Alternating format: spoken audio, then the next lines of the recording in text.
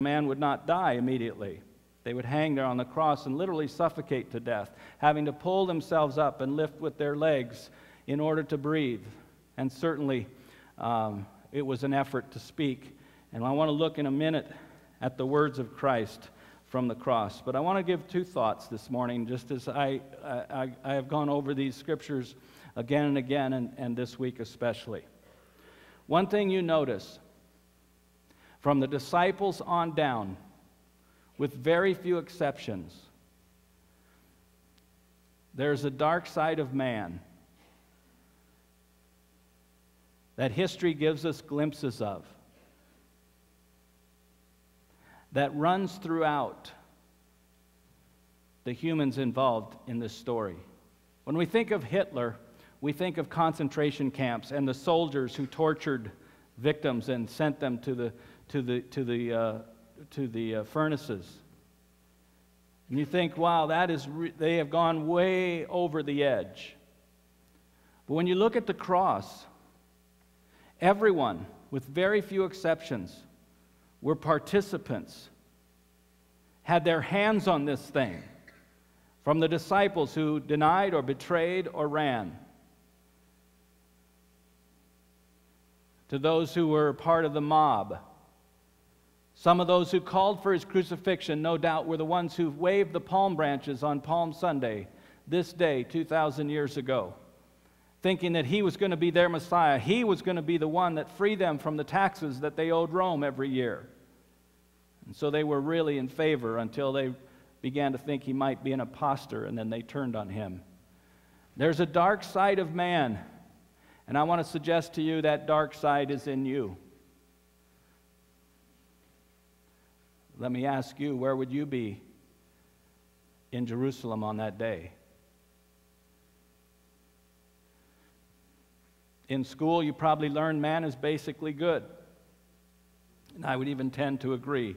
But there is a part the Bible says that's in all of us called the sin nature. And that sin nature that resides in you has the same capacity, has the same level of darkness that we see from those who put Jesus on the cross, from those who went to his arrest, from those who were in those groups, from even those who beat Jesus.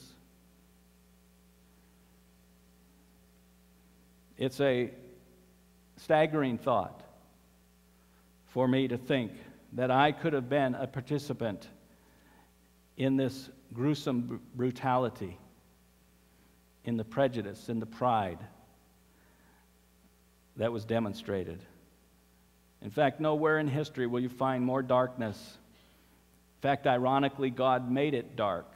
Remember, darkness covered the earth as Jesus expired. God says that's what this is all about. That's what this comes to. But there's another side, another thought that came to mind, and that is, never did the glory of God shine brighter than at this darkest moment. Never was there ever a demonstration of love like we see in Jesus Christ when he gives his life for you and me. You study the world religions. Muhammad did not die for you.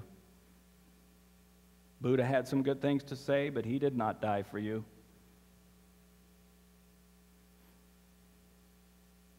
Only Jesus said, I am God, and I'm going to die in your place. It's not just unique because it's a weird idea. It's unique because God became man and suffered greatly and showed his love. Let me ask you a question. When you are spent, when you are under pain and stress, when you come to the end of yourself, what comes out? What do you look like at your worst? Some of you have issues with temper. But even if you don't, I have to tell you the worst part of my week, the time I'm the crankiest, is right after the third service. I've preached 3 times, and I don't know if you would agree or not, but I'm more tired then than I am after I'm a part of some sporting event. I mean, it's this emotional fatigue that sets in, and if there's not food and a nap, I get kind of cranky.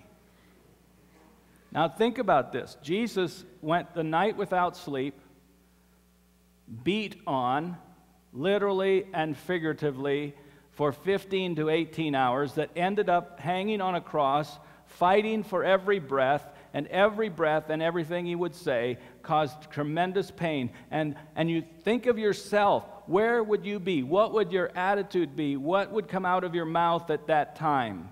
You see, when you're stressed like that, like none of us have ever really been, what are you made of? What is in the fiber of your life? What came out of Jesus' mouth were many things, some of which are included in your notes. All of them you're familiar with. In Luke 23, verse 34, he said, "Father, forgive them, for they know not what they do." Can you imagine yourself in that situation, saying that kind of thing? In John 19, literally minutes before he died, he notices someone standing at a distance, the Bible says, and it's his mom. And he says, "Woman, behold your son." And there's John, and he says, "John, take care of my mom. I'm leaving." He says in Luke 23:42, of the thief on the cross, and there's some discussion about this, for it says that the criminals hanging on the cross with him were mocking him and hurling abuse at him, as well as those who were passing by and the soldiers, just everybody.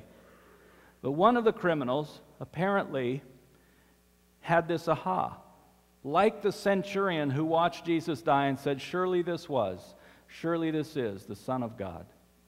This criminal must have looked and seen Jesus and something there and asked Jesus to remember him. Again, minutes before he died, Jesus says, "Today you'll be with me in paradise." What came out of Jesus was pure love. He said in John 19:30, and we don't know actually which of these came first, the last two there, but they were literally seconds before he died, because both John and Luke say, and then he immediately expired. It says, he said, "It is finished." With a loud voice, he cried out. With everything, his last effort, "It is finished. This work is done." And then he said, "Father, into your hands I commit my spirit." There is no place you'll ever look that's more odd in the place you find it, where you will look and see the love and the glory of God. Remember last week he prayed, "Father, now's the time. Glorify your Son." And so he did at the cross. You know, some of you are here today. You walked into this building. There's some things going on in your life that are tough. Maybe they're painful. We would put them under the category of trials, temptations, or suffering. And obviously they don't measure the extent that Jesus went through.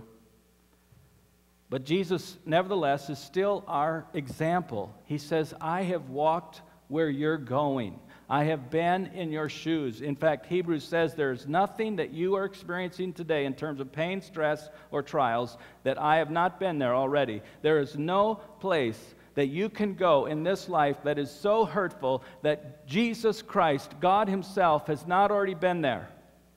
It's not like, well, he could never relate to this.